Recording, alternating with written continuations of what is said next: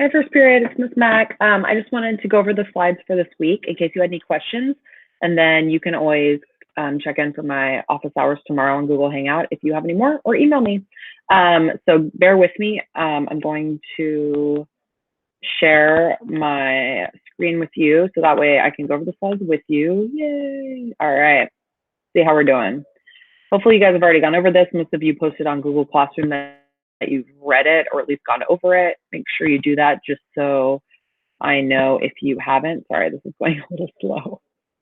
All right, cool.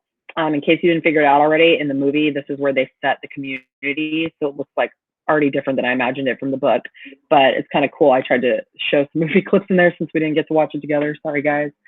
All right, so hopefully you guys finished your essay. If not, get it into me late, no worries. And hopefully you've been brainstorming and your goal is to get through slides 3 and 4. And then you'll have next week as well. And then Friday was already a day off for you guys, so enjoy it. So here are the directions. So the community and the giver is supposed to be a utopia or an ideal or perfect society. There is no crime, hunger, poverty, or suffering that they're aware of. However, in order to have this sameness and safety, the citizens of the community sacrifice choice and personal freedom. So now it's your turn. You get to create your own society. How fun. It can be a utopia. It can be a dystopia. It can be a combination of both. It can be whatever you want. It can be creative. I had some really silly ones, some really fun ones. We were going to present this. Maybe if we can figure it out and you want to film yourself presenting, that can be something we can do later. But you're still going to make the Google slides. And ideally, this society shouldn't just be fun and creative, but maybe it focuses on like a problem or an issue you see in society and either shows like how we could fix it, how the world could be better and more perfect, or maybe it gives like a warning of what could happen if we don't. And so like, for example, in The Giver, we talk about overpopulation. They can only have 2 children because they don't want anybody to starve. And China actually did this a while ago. They had a 1-child policy. And you can read the article that I linked here if you want. It's really short, but originally it sounded like a good idea, but now they don't have enough workers. There's other issues. People can't find partners. So sometimes an idea doesn't always play out ideally, but it can be really creative as long as it's real, school appropriate, guys. Then I'm open to you being as creative as you want. I had societies based on Smurfs in my 10th grade class, on bunnies. Some were really futuristic. Some were really like apocalyptic. Some were on other planets. My only recommendation is that you don't make yourselves in charge of your utopia or dystopia. I would not recommend having anyone from class be in it. It never works out well, I promise. It seems like it'd be fun, but don't put yourself in it. You can't be king or ruler of your own utopia. I'm sorry. So here's how the Google slides work. The title on each slide, you can just make a copy of my slideshow and like edit it. I would say clear font 18 to 22. Don't over picture it. Put a couple images if you want, and maybe 3 to 6 bullet points per slide. You don't have to have big fat paragraphs, just bullet point. If you feel like you need to give me more information from the slides because you're not presenting it, then you can always add it to the notes section below or make a Google Doc. That's fine. And then hopefully you will proofread. There's still quite a few errors in our essays, like make sure things are capitalized, names. Make sure it looks professional, right? All right, so slide 1 is your introduction. You're going to give your utopia a name, location, and a backstory. I highly recommend watching the first few minutes of the Giver video, or the film, sorry, because it gives us a lot more information than we got in the book. We learn how much tech they have. We know there's something called a ruin, and they did this to keep people safe. And it's a great intro. So all of this would be your history or backstory can be as much as you want to tell us. All right, beliefs. So what is your goal for society? And The Giver, it's safety and sameness. But like, what is the priority? What are the morals? What drives people? Why do they do what they do? It can be just a couple goals. It could be the main belief, whatever you think is appropriate. But what is like the driving part of your society, right?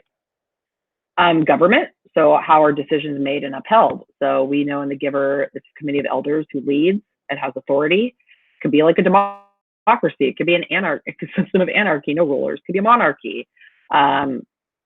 Whatever you feel like. You could talk about punishment. How are the rules enforced? We know in The Giver, it's pretty strict. You have your release, 3 strikes, you're out.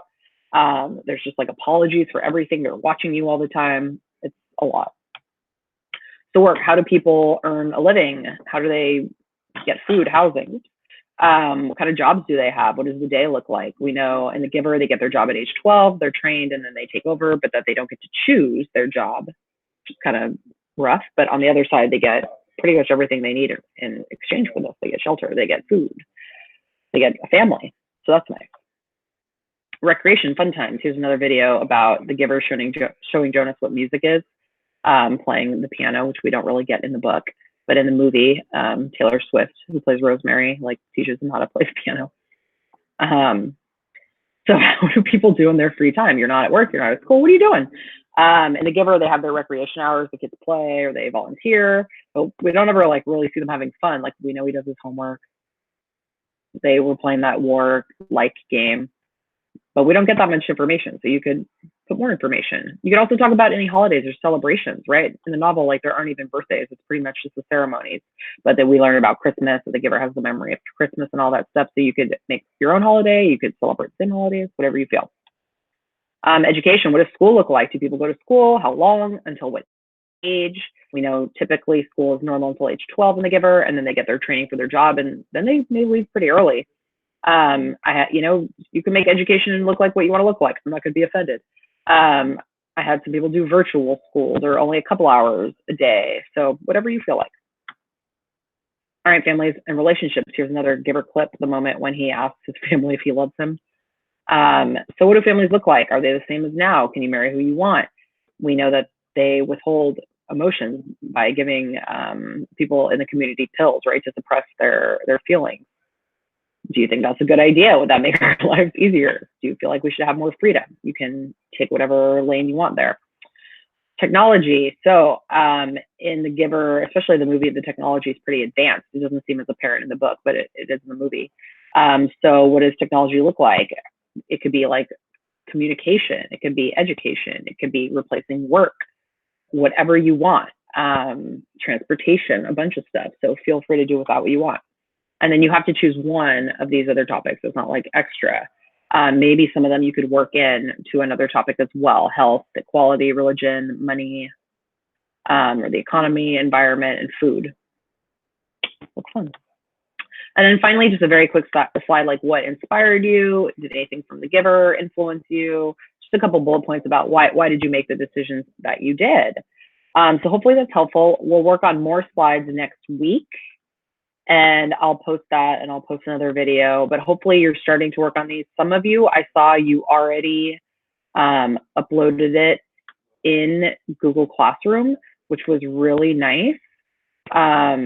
Like I can already see that you're working on your slides. So if the rest of you want to do that, that's awesome, because then I can check in on you and just make sure you're doing okay.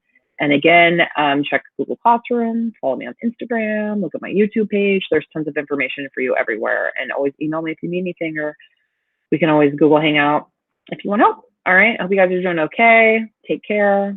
Bye. Have a good day.